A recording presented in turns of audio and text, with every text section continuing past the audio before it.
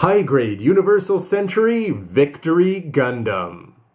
Hey, what's up again, everybody? It's Robert, 184, 2Rs2Bs, gundamreviews.net. Today, taking a look at the individual parts for this Victory Gundam for the first time in the high-grade Universal Century line, 1/144th, teeny tiny, but how many details are they going to be able to pack into this small frame? With the help of the manual and these empty plates, and they're really not that big there, nor are there that many, you're going to be getting this small body there with all the limbs as you'd expect, with the extras including a shield, 2 nice beam sabers there, 2 white handles, a beam rifle, and a core fighter. And for this kit, you're probably going to want to pay some extra attention to the lining on it. I just used brown on the red for the feet, but you could easily get away without that, and just focus on the black. Usually I do gray on the white, but with this guy, I just decided to make it just a little bit bolder over there, while at the same time using the combination of Q-tips and toothpicks, and of course this kind of thing, and an eraser just to clean it all up. There is going to be a lot of edging though, and they don't have very deep channels, so you may want to put in just a little bit of extra time with the marker, or actually do it up properly in ink. But for the parts themselves, I think they are going to be looking pretty good with just a little bit of TLC added onto them. So let's focus on the mobility first, where you can see that the hips here, interestingly, are going to be rotating around this way. You've got a polycap there on the inside, and the knee bent. You can see that you're going to get this, and then down, so call it 135 if you will. You'll just sort of notice it's just a little bit awkward, it seems, the way it goes back in. At the same time, it is going to be getting you there. On the inside of the legs, you've got some little details there. I decided not to line up and down there because sometimes the cut marks are going to be problematic. And this ankle piece, I'm not all that convinced with it, but at the same time, despite the fact that he's got the small boots here, you can see that you're going to have the red, you're also going to have a toe that's going to bend down there. This part, you can see, just doesn't convince, but when you've got the actual foot up there, it's going to stay well in place. And when you come over to this side, this is where you're going to be getting the interesting parts here with the famous circles. We see them around on the elbows and down here on the legs. So I just went with the black lining in there, and make sure you just wipe off the excess. But overall, some good details, good posability, and you are going to be seeing a little bit of gray there. And if you go for the bend forward, yeah, you've got an ugly line, but otherwise simple, small, and effective, which hopefully is going to be a theme here. One thing you may not be such a fan of is as you can look around the top, you can see the mold lines there. Bandai's been doing a better job recently of hiding it. At the same time here, it's just not looking that great on the upper leg. And that's going to be continuing here with the waist section, my favorite part being just that this blue. No, they didn't skip it out, they didn't do it in seals. It's going to be done properly up in plastic. You can see it held on there, so you could just add some blue paint if you wanted to get rid of the white there. The side pockets, you can get these out of the way, and what are you going to get for the hip? Well, you're going to be able to move it, rock it up and down, which should be leading to some interesting poses, but you can't twist it, which we've sort of gotten used to here. But sometimes when they put in both, it ends up being problematic. But on the front, you're going to have a black seal up at the top and some lining options, but you'll notice just how thin those lines are in channels. So again, be careful. The side pockets keep up with that nice theme that we've already seen on the legs and will see again. And the rear skirts, you're going to have one solid piece here. It's not going to be moving. And you do have some gray thrusters there on the inside. And does this close up?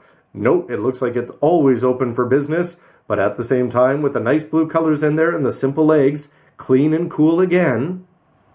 And the waist section is going to be bringing us the color when and where we need it the most. You've got gray down below and a nice red piece there on the top. A little bit of gray overlap there, definitely not a bad thing. And some small yellow there on the inside with white all around it. Overall, they got a lot of details packed into this, and when you see this compared to some other kits, it is quite small. Up on the top, you're not going to have any fancy white options like you do with the Master Grade, and that's just some black lining on the inside there. But for a kit this size, still great that you can pop the shoulders out. Hopefully we're going to be getting about a 45 as you bring that forward there. Don't expect any kind of fancy mobility though, as you put it all together. But on the back, actually this backpack is going to be packing in a fair bit of details. It does not have to come off and actually transform, but you can see that they are hinting at its core fighter nature there, its true form. You've got gray parts there that you attach in separately. I put in some black lining. So it's looking simple, but you've got the color apps where you need it. Some little black tick marks there that you can add on for some more lining. And the head is going to be moving there on a polycap. Pretty much as much action as you could expect added to this. And with the quality of the blue, I think they just nailed it again. This upper body should be looking sharp. The arms are simple in their design, and putting them together, it's just going to be the edging and the painting, or the lining, or the inking, however you want to put it here. Whatever effort you want to put in, that's going to be taking the extra time. Don't expect anything fancy, but you are going to get your rotate around there, and you can see the elbow is going to give you a little more than 90 there, and it's going to come up almost the full 180, as you can put that back in place a little bit easier than the knees. And you're also going to have this red part here, which is going to be able to pop this part off, and when you do that, you can get the shield in there and protect the back of his ticklish elbows oh so well. Couple little lining options in there. You've got seals top and bottom, and it's sort of interesting here. They're not angled, they're just sort of flat. So you're going to be putting them in, and you can see there's a little bit of a white lip there on the inside. Nonetheless, it looks good, and you don't have to ink it up to do it. But the front, this is where I think we could have gone for either a little bit more raise or a little bit deeper channels. They don't give you any, so it's the kind of thing where I'd put them on, and then I'd find that my left and my right shoulder weren't quite matching up, or the front and the back aren't quite matching. Anyway, a little bit of patience is going to help you get there. And down there, these circle parts, no problem at all. Just slap the ink in there and get rid of the excess, and you'll be good. But you can see I've already thinned this out a little bit too much on the back of the forearm, whereas in the front it's a little bit thicker Dowlong style. They do have the seam, which is always going to be problematic when you've got it in the front, and getting the triangles inked to be just the same is, again, just going to be a little bit of a challenge. But overall, when you put in the lining, it's going to add some much needed detail to this otherwise pretty white and plain frame. Small manipulators, suitable size, not too much in the extra department though there. With the weapons and the beam rifle here, I always love that circle, fits the theme that we've seen around the body. You've got a nice big green seal there, little bit of black lining options, but don't expect anything fancy, nor is there going to be a special grip there to make sure that it actually stays in hand, but hopefully being this small, it's still going to work out on its own. Love the details that they include here at the bottom of the beam. They could have gone plain, but the V Gundam's always been known for this in its plastic form. A little bit of lining down there. And the size is going to be appropriate unless you want to go compare it to something like a Robot Damashi DX, which also has a unique kind of blade style. Then again, this one is oversized and cartoony. This one may be just right for proportions for this small MS. And I laugh at this every single time. The regular beam saber in terms of length is going to be about the same. Too bad that they only give you 2 of these. You'd think they could have given you 3 so you wouldn't have to have one bagged up all the time. Nonetheless, you've got the nice options. It's going to be flayed at the end there. If you wanted to go do some one-step tricks, like we've seen with the Wing Fenice from Build Fighters, you could go and add a little bit of color on there, just on the raised sections.